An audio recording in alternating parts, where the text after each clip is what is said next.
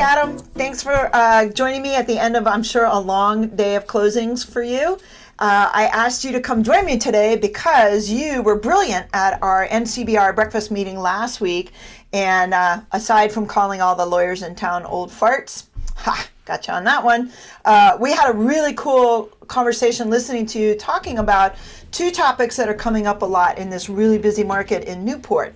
The topic I wanted to talk to you about today is probably more relevant to agents than I think our clients, but it's that topic of the idea that a lot of people are coming in because there's a lot of cash right now, and we're writing these Rhode Island purchase and sales agreements saying that it's a cash deal, but then it's really a finance deal. Can you talk a little bit about how that ties into how that's specifically related to our time is not of the essence clauses in Rhode Island? Sure, happy to help. Thank you for having me on here. And yes, all the other lawyers in Newport are old farts. But so in Rhode Island, when you start doing deals outside of your area, Rhode Island, we've got Mass and Connecticut so close by, you start realizing that what you're used to doing, whether that's the way we do our purchase and sales agreements or our closing customs, they're great, but they're not the way everybody does them. And so stepping outside of your comfort zone and learning other processes or other, forms and stuff like that can really shed light on what you're doing and kind of reveal latent issues that you might not be aware of. And one of the main ones that I see these days is stuff with cash deals, and in that, in concert with the fact in Rhode Island that we don't use the phrase time is of the essence by default in our RIR forms, and that we Rhode Island Association of Realtors standard forms, with the exception of, generally speaking, the inspection contingency. And so when I talk to people about it, I always say, no one's paying for houses in Beanie Babies. No one's paying in Bitcoin, at least yet. Everyone's paying in cash. And as what very frequently happens is, just to recap with everybody, the lack of the phrase time is of the essence means that a date has wiggle room and that a party is given a reasonable period of time to comply, and in this case, that's close. And so very frequently what I see happen is multiple offers come in. Some of them are similar. And a broker will advise the seller, hey, take this deal, it's a cash deal. And so, which is fine. And then we ultimately get to the closing and it's delayed because the buyer's realtor isn't ready to go or something like that. And the seller is very upset, and they will usually turn to the broker and say, well, you told me this was a cash deal, how are they getting a loan now? And that brings up two big things. One, the fact that every deal is cash, right? U.S. currency is the way everything is paid for. And number two is that, so we shouldn't be explaining the deal as being cash or not cash. It should be explained as either a deal that is or is not contingent upon financing.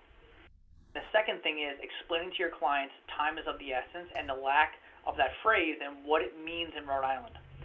So the first thing is with the financing, if you look at the Connecticut Purchase and Sales Agreement, and I would like it if Rhode Island might steal a page from their playbook, it lists three options. One, cash deal, not contingent upon financing, no financing, something along the lines of that. I actually have the actual purchase and sales agreement right here.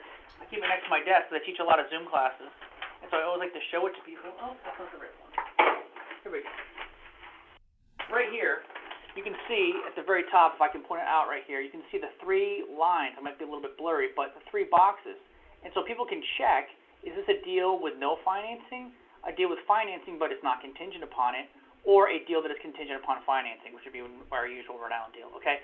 So that's what at least one of the Rhode Island, the Connecticut Board of Realtors uses. And that, I think, helps set the expectation. Because in Rhode Island, people come to us and they say, oh, it's a cash deal.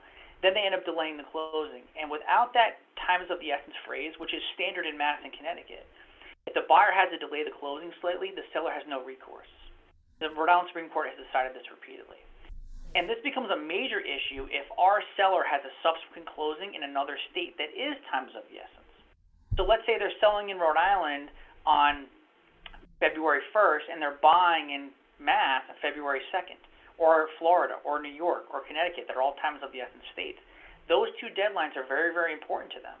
And if the Rhode Island one gets pushed, they could be in breach of their other contract. So number one, we need to explain to clients that there are no non-cash deals. Every deal is cash. Is it contingent or not contingent upon financing? Number two, that those closing dates have wiggle room, and if we have a very firm date, need on our seller side. Either they're buying a second property somewhere else, a subsequent home, or any other reason that they need that to be a firm date, we need to consider using time is of the essence. I know people in Rhode Island freak out when we use it because we're not used to it, but Connecticut and Mass operate just fine with that as their standard protocol. So I think it's something that we need to kind of familiarize ourselves with and get comfortable with. And as a realtor, being the front lines of communication with the client and often the person that sets that expectation and is reviewing those offers, it's incumbent upon the realtors to be conversant and up to date on what these clauses mean and to explain them properly. So how are you recommending to realtors that they insert the correct time is of the essence language? Are we doing it in some of the miscellaneous clause sections, or do you do it? I'm picturing our purchase and sales, and there's really no language in the closing date sections, so it must be a clause. Yeah, so if you look at most commercial deals, the Mass standard, like the MAR purchase and sales agreement, Connecticut has much more variation. It's like regional, like East Hartford and stuff like that. But when you look at these other states or other jurisdictions that have times of the essence, it's different than the way we handle it when we do times of the essence in Rhode Island. So in Mass, Connecticut, there will just be one place in the contract. It will be somewhat random sometimes. That will just say time is of the essence as it applies to this entire agreement, or all dates, something along the lines of that. In Rhode Island, because it's not the default, when we do it, we usually put it specific to a clause. So in the standard RIAR PNS, you'll see in the inspection contingency, right there in the actual banner of that, I think it's section 16, right there in the actual banner of that section, it will say in there, time is of the essence as it applies to this section. Something along the lines of that. If we want to make the entire contract or the closing date or something along the lines, we should be putting that in the additional provisions. Yep. Or if there's an amendment or something like that to the contract, in Mass, you frequently see these riders, something like that. They would say either time is of the essence as it pertains to this specific closing date or to the contract as a whole. So financing contingency date, inspection contingency date. If it's a condo, those dates for disclosing the condo docs. All those dates are times of the essence. But the problem you're going to run into, Sandy, is that people are not used to seeing this. If you're dealing with somebody who's based out of, let's say, Tiverton or Warren or Barrington, and they're doing a lot of Mass deals, they're going to be used to this because they're going to be seeing it on all their Mass deals. Right. But if you're dealing with somebody who's strictly a Rhode Island agent, their head's going to explode. Particularly if you have a competitive offer situation, and you're coming into them with this situation, whichever side you're on, they're going to see this. They're going to be, wait a minute, what are you doing here? We butter our bread on this side. Yeah. Why are you telling me to butter? I mean, it's just there's no rhyme or reason to it. It's just custom. And so I think it's incumbent upon people like you and me to start spreading the word that the Rhode Island system is fine, the Mass system is fine. I think there's a time and a place for each one. And in Rhode Island, we should not be afraid to use the Mass system, the time is of the essence system, when it's appropriate. Yeah. So do you think, I think the biggest issue with it is being really aware of, particularly, say you got a New York buyer coming in, and I think that's the most common scenario. We'll have a buyer coming in from New York or New Jersey, which I think you said New York was a time is of the essence state, and it's up to us, if we're the buyer's agent or the seller's agent, to know that specific date is really important. I think it's not a question we're asking right now. It's not one that I ever thought of until you brought it up at NCBR. For me, it was more the irritation of, wait a minute, I accepted a cash deal, and now you want to delay 2 weeks because you don't have the funds. You were supposed to have the funds, right? Because you're finding out they're doing an instant cash out refi, and they're waiting for an appraisal or something. Right, and what ultimately happens is the lawyer gets put in a very weird position. I mean, the realtor as well, but very frequently the lawyer, because we're usually the last people in that stream of commerce, realtor, loan officer, lawyer, something along the lines of that, right? And so I usually get put in these weird scenarios where if I represent the party that's not trying to delay, the party that wants the closing date on the date, and I have to tell them, particularly if they're coming from a time is of the essence state, by the way, the date is not meaningless, but there's a lot of wiggle room there. Yeah. They look at me like I'm an idiot, especially being a younger lawyer. If it's an older client, they look at me like, okay, this kid doesn't know what he's talking about.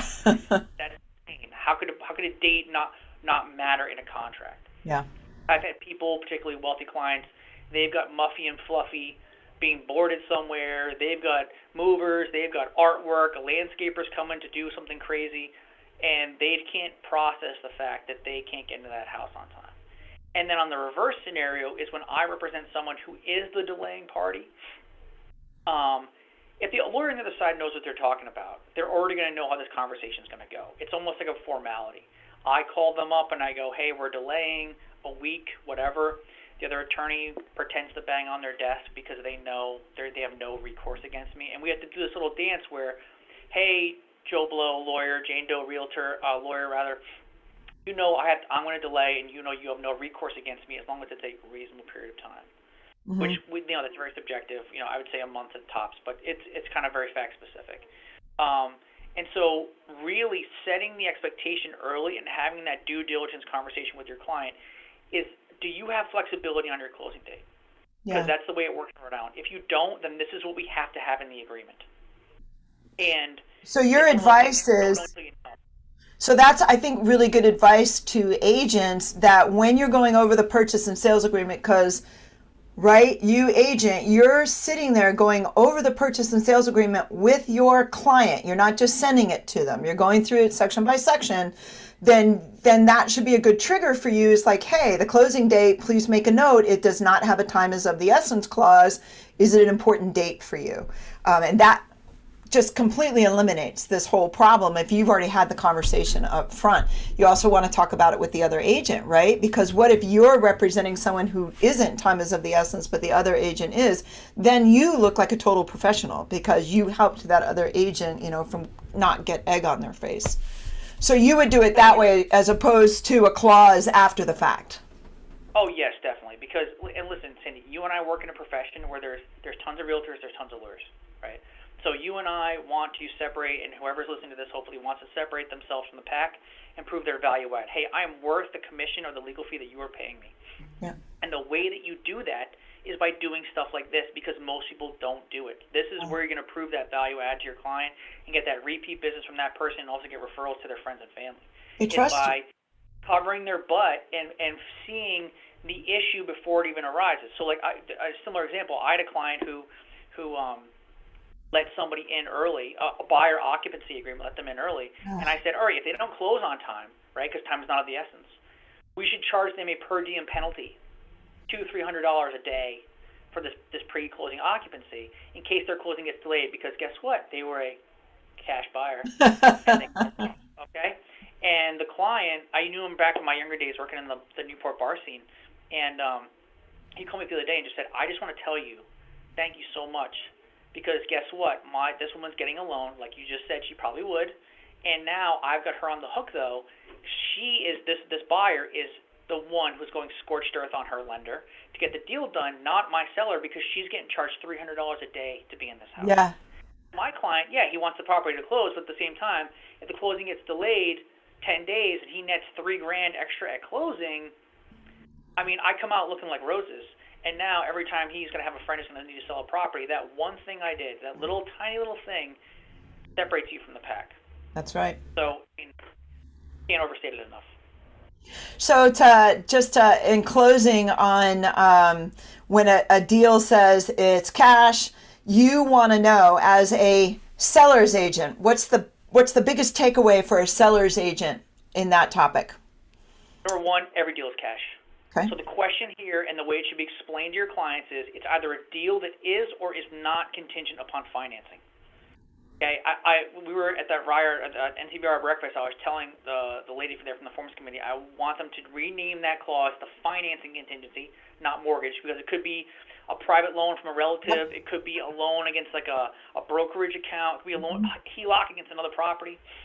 So financing contingency, number one. And then number two, if we're in a scenario like that, do not take the closing date for granted, that it's a given. I always tell people closing dates are aspirational. Yeah. Okay? It's hurting cats, especially now with how crazy things have been. So if your client is in a situation where they need to close on X date because time is of the essence to them, then time is of the essence needs to be in the contract. And if you're in Rhode Island and the other broker loses their head explodes because you put that in there and they've never seen it before, let's talk to them. And talk to the lawyer on their side and explain why we're doing this. And hopefully their broker, the lawyer they're working with, can explain why this is appropriate. Yeah. Because nothing's perfect, but we're dealing with people. But hopefully we can mitigate that and explain why we need to have it in there. And how about if I'm the buyer's agent? What's your advice to me in that scenario? I'm the buyer's agent and my client says to me, "Oh, this is going to be a cash deal," but I know from conversation that they're actually going to do a cash out refi at the close. What's your advice to me as a buyer's agent? Man, that's tough because you have a fiduciary obligation to your client. So if you're dealing, what I see a lot of times is more experienced agents, not necessarily preying upon less experienced agents, but like maybe taking advantage of the fact that a less experienced agent doesn't understand that there's all deals are cash, right? It's just a deal that's it's not contingent on financing. You can still get financing, and so it's a very hard line to toe there for the buyer's agent because you have to do right by your client, the fiduciary obligations, right? Mm-hmm. So you can't let the cat out of the bag that your client might want to get a loan at the end of the day. Mm-hmm. So I think the way that you present that is, listen, if the seller's agent incorrectly explains it to the seller that it's a cash deal, that is fine. If I was you, I would go, we live in such a small community. Even if you get out of Newport County, just the rest of around in southern New England, it's still very tight, especially if you're doing any amount of business. Yeah. That you're explaining it, hey, this deal is not contingent upon financing, right? We're ready to go. Now, if somebody pushes back with you on a time, let's say that I'm the buyer's agent, Sandy, and you have the seller, and you go, okay, Adam, but I took Adam's class, I listened to Sandy's video, and I now know that means that I should be asking for times of the essence because the closing date is a big deal to my seller. And I've explained to my seller that this is just a deal not contingent upon financing, not necessarily cash. Me, on the buyer's agent side, need to then have a conversation with my buyer and say, listen, are you ultimately going to try and get financing on this? Because banks are as overwhelmed as everybody else, and sometimes loan officers can be a little bit more aggressive on a closing date than what their back office can handle, or what, all the ticky-tack stuff, IRS transcripts, whatever the nonsense is, that always delays closings. We need to have that buyer know, listen, the seller is saying if we want to go through with this, they need time is of the essence on this. So you need to know that your bank isn't ready to go. On this date, you've got to buy it cash. You've got to buy it just your funds. And if you can't do that, we cannot sign this agreement as it's written. We have to either have no time is of the essence or put a financing contingency in there. But we can't proceed the way it is. Yeah.